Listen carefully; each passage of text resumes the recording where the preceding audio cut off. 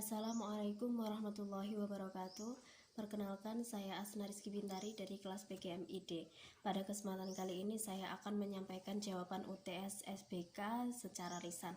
Nah, yang pertama yaitu mengenai pemahaman saya terhadap mata kuliah Seni Budaya dan Keterampilan, yaitu mata kuliah ini merupakan mata kuliah wajib yang kita ambil pada jurusan PGMI, karena mata kuliah ini membahas mengenai pembelajaran seni budaya dan keterampilan pada tingkat sekolah dasar, di mana di dalamnya itu terdapat suatu tema tentang musik, kemudian seni rupa, seni tari, dan lain sebagainya. Kemudian seberapa penting mata kuliah ini ya?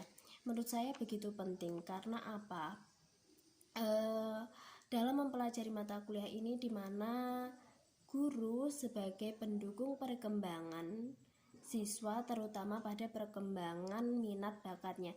Jadi sebagai guru harus bisa kreatif dalam meningkatkan minat bakat siswa, dan juga mata kuliah ini sebagai bekal kita ketika kita sudah terjun di lapangan.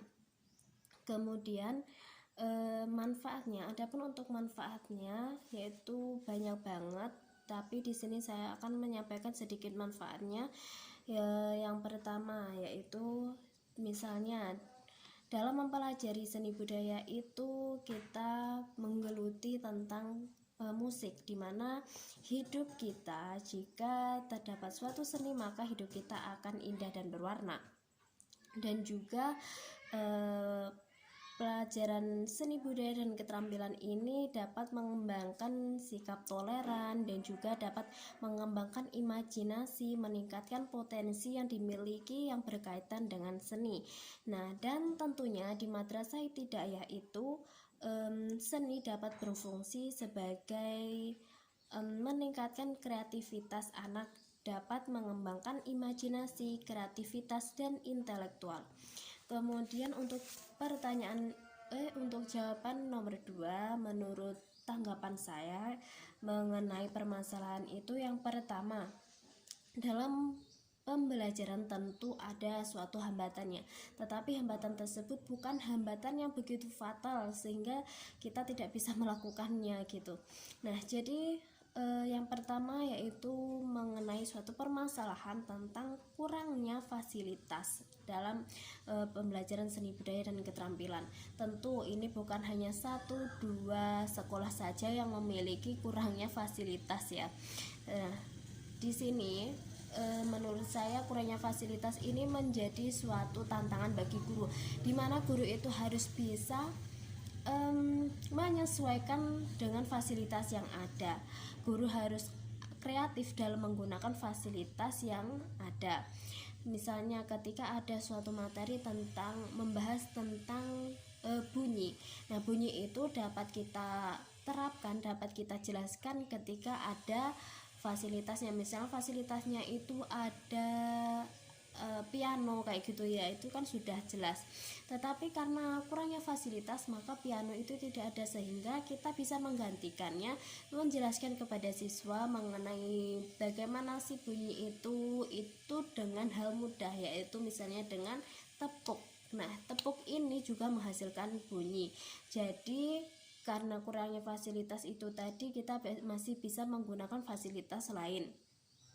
Kemudian permasalahan yang kedua, misalnya minimnya guru dalam mengajar yang kurang mumpuni.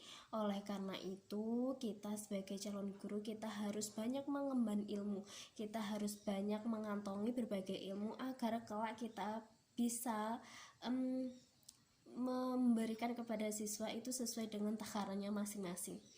Nah, menurut saya jika minimnya guru pengajar ini, kita harus berperan aktif dalam segala pembelajaran agar dapat mendukung siswa dalam perkembangan dalam suatu pendidikannya, sehingga pada suatu permasalahan ini dapat dapat dicari jalan keluarnya.